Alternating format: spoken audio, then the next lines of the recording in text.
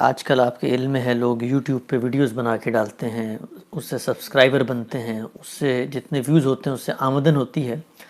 تو سوال یہ پوچھا گیا ہے کہ یوٹیوب جو ہے وہ درمیان میں اشتہارات دکھاتا ہے، بسا اوقات وہ اشتہارات جو ہماری اخلاقیات ہیں اس سے ہٹ کے بھی ہوتے ہیں، تو کیا اس طرح کی کمائی جائز ہے؟ میں چاہتا ہوں اصولی طور پہ آپ بتائیں۔ اور بھی کئی پہلوؤں سے سوال آتا ہے کہ جو تعاون علی الاسم کا اصول ہے کہ کسی بد اخلاقی یا برائی میں انڈائریکٹلی آپ معاون بن رہے ہوتے ہیں، تو اس طرح کے معاملات میں کمائی کا کیا معاملہ ہوگا؟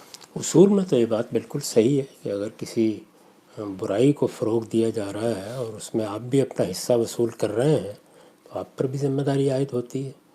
آپ یوٹیوب پر کوئی چیز ڈالتے ہیں تو کیا قاعدہ یہ ہے کہ اگر آپ نہ بھی چاہیں تو تب بھی کچھ اشتہارات اس پر ڈال دیے جائیں گے؟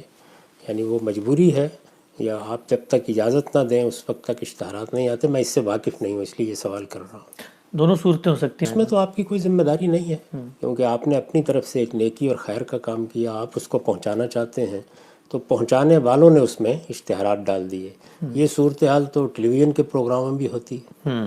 آپ کے علم میں ہوگا کہ پچھلے دنوں دعا کرائی گئی، جی اور اس دعا سے پہلے اور بعد بھی بعض ایسے اشتہارات چلا دیے گئے کہ جس پر لوگوں نے یہ محسوس کیا کہ یہ اس موقع کے لحاظ سے بہت ہی نامناسب تھے۔ تو یہ صورتحال اس دنیا میں کہیں بھی پیش آ سکتی ہے۔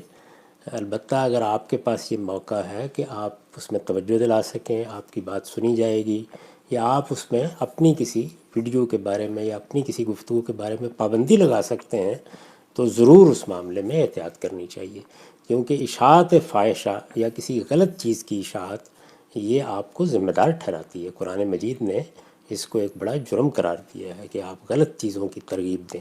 اب وہ کس حد تک غلط ہے، میرے نزدیک کتنی غلط ہے، آپ کے نزدیک کتنی غلط ہے، اس میں اختلاف ہو سکتا ہے۔ ہم ایک اصولی بات کر رہے ہیں ٹھیک۔ کہ اگر کوئی چیز فی الواقع ایسی ہے کہ جو لوگوں کے اخلاق کو خراب کرنے والی ہے، ان کی سیرت و کردار کو برباد کرنے والی ہے، تو اگر وہ اشاعت پذیر ہوگی تو اس کی ذمہ داری سے تو آپ نہیں بچ سکتے۔